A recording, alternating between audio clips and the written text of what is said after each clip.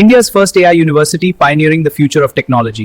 Vizag, a coastal AI hub with undersea cables connecting the globe. A 1.25 lakh crore investment in tomorrow's innovation. India tech map అంటే మనందరికీ గుర్తొచ్చేవి రెండు పేర్లు, బెంగళూరు, హైదరాబాద్, అంతేనా?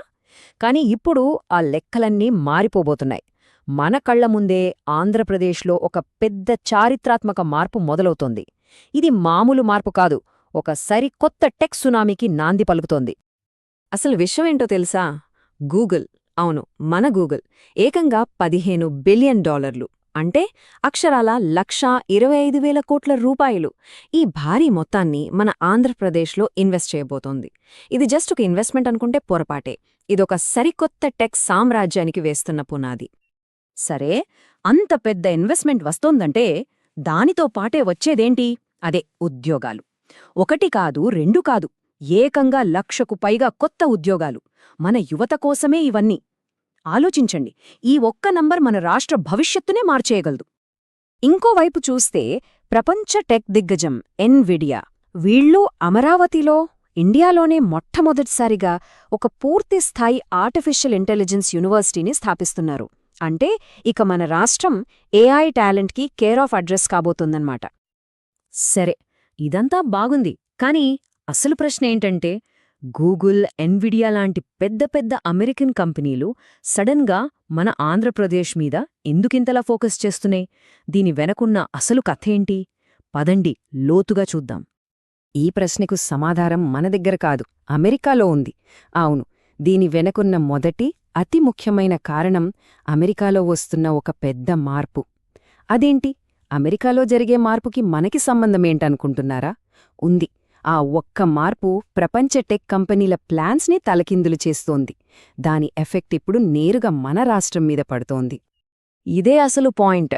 September 2025 నుంచి అమెరికాలో కొత్త, చాలా కఠినమైన వీసా రూల్స్ రాబోతున్నాయి. దీనివల్ల ఏమవుతుందంటే, గూగుల్ లాంటి పెద్ద కంపెనీలకి కూడా వేరే దేశాల నుంచి టాలెంట్ని అమెరికాకి తీసుకురావడం చాలా కష్టమైపోతుంది. ఖర్చు కూడా విపరీతంగా పెరిగిపోతుంది. బ్లూంబర్గ్ రిపోర్ట్ కూడా ఇదే చెప్తోంది. సరిగ్గా ఈ వీసా పాలసీ వల్లే అమెరికన్ కంపెనీలు తమ ఫోకస్ని ఇండియా వైపు, అందులోనూ ప్రత్యేకంగా మన రాష్ట్రం వైపు వాళ్లిస్తున్నాయి. అంటే ఒకప్పుడు టాలెంట్ ఎక్కడున్నా పని కోసం అమెరికా వెళ్లేది. కానీ ఇప్పుడు సీన్ రివర్స్ అయింది. టాలెంట్ ఎక్కడుంటే అక్కడికే పని వెతుక్కుంటూ వస్తోంది. సరిగ్గా ఈ మార్పుని అవకాశంగా తీసుకుని గూగుల్ ఒక భారీ మాస్టర్ ప్లాన్తో మన విశాఖపట్నంలో అడుగుపెడుతోంది. వైజాగ్ను ఒక గ్లోబల్ హబ్గా మార్చేయాలన్నది వాళ్ళ ప్లాన్. అసలు గూగుల్ వైజాగ్లో ఏం చేయబోతోందో చూద్దాం. ఇక్కడ భారీ డేటా సెంటర్లు రాబోతున్నాయి. వాటికి కావలసిన పవర్ కోసం రిన్యూవబుల్ ఎనర్జీ ప్లాంట్లొస్తున్నాయి. ప్రపంచమంతటినీ కనెక్ట్ చేసే అండర్ వాటర్ కేబుల్స్ కూడా ఇక్కడ నుంచే వెళ్తాయి. అంటే గూగుల్ సర్చ్, యూట్యూబ్, వర్క్స్పేస్, వీటన్నింటికీ వైజాగ్ ఒక మెయిన్ సెంటర్ కాబోతుంది. అంతమాత్రమే కాదు, ఇది ఏఐ రీసెర్చ్కి కూడా ఒక పెద్ద అడ్డాగా మారనుంది. అసలు వైజాగ్నే ఎందుకు ఎంచుకున్నారు? దానికొక స్పెషల్ రీజన్ ఉంది. అదే దాని తీర ప్రాంతం. ప్రపంచ ఇంటర్నెట్ డేటా అంతా సముద్రం అడుగున ఉండే పెద్ద పెద్ద కేబుల్స్ ద్వారానే వెళ్తుంది కదా. ఈ కేబుల్స్ ఎక్కడో ఒకచోట ల్యాండ్ అవ్వాలి. వాటికి వైజాగ్ ఒక పర్ఫెక్ట్ ల్యాండింగ్ పాయింట్, ఒక రెస్ట్ స్టాప్ అన్నమాట. ఇది మన దేశంలో చాలా నగరాలకు లేని ఒక యునీక్ అడ్వాంటేజ్. సరే, అది వైజాగ్ కథ. ఇప్పుడు ఈ టెక్ విప్లవంలో మరో కీలకమైన ప్రదేశం అమరావతికి వెళ్దాం. ఇక్కడ ఎన్విడియా ఒక కొత్త చరిత్ర సృష్టించబోతోంది. ఇది జస్ట్ ఒక యూనివర్సిటీ కాదు, అంతకు మించి. ఎన్విడియా ఇక్కడ ఒక కంప్లీట్ ఏఐ ఎకోసిస్టమ్నే నిర్మిస్తోంది. వాళ్ళది ఒక 3 స్టెప్ ప్లాన్. స్టెప్ 1, 10,000 మంది ఇంజనీరింగ్ స్టూడెంట్స్కి ట్రైనింగ్ ఇవ్వటం. స్టెప్ 2, ఏకంగా 500 ఏఐ బేస్డ్ స్టార్టప్లని ప్రోత్సహించడం. ఇక స్టెప్ 3, ఆ స్టార్టప్లకు తమ ఇన్సెప్షన్ ప్రోగ్రాం ద్వారా టెక్నికల్ సపోర్ట్ ఇవ్వడం. అంటే చూడండి, ఇది కేవలం ఉద్యోగాలివ్వడం కాదు, ఉద్యోగాలను సృష్టించే వాళ్లను తయారుచేయడం. అయితే ఈ టెక్ భూమంతా కేవలం సాఫ్ట్వేర్ ఇంజనీర్లకేనా అని చాలామంది అనుకోవచ్చు.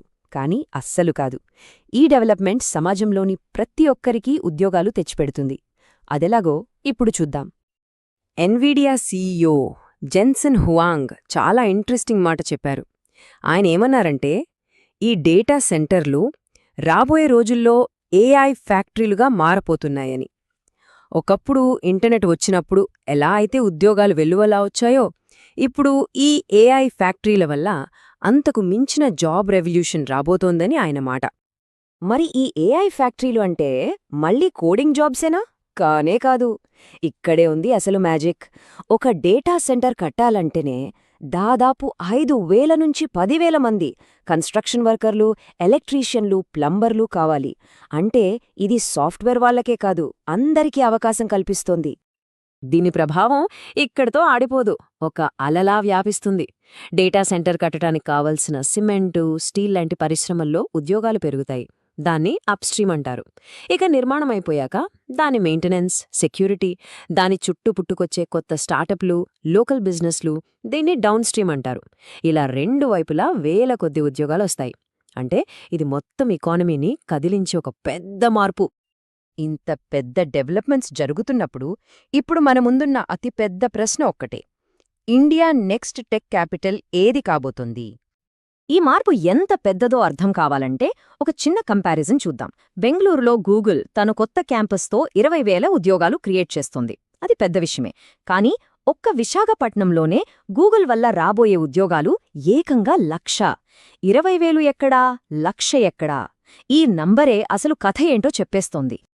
సో ఫైనల్ క్వశ్చన్ ఇదే: వైజాగ్ తన కోస్టల్ పవర్తో దూసుకెళ్తుందా, లేక అమరావతి తన నాలెడ్జ్ క్యాపిటల్తో రేసులో ముందుంటుందా? India next tech super power అయ్యే ఈ రేస్లో ఏ నగరం గెలుస్తోంది? దీన్మీద మీ అభిప్రాయమేంటి? ఇది మనందరి భవిష్యత్తుకి సంబంధించిన ప్రశ్న.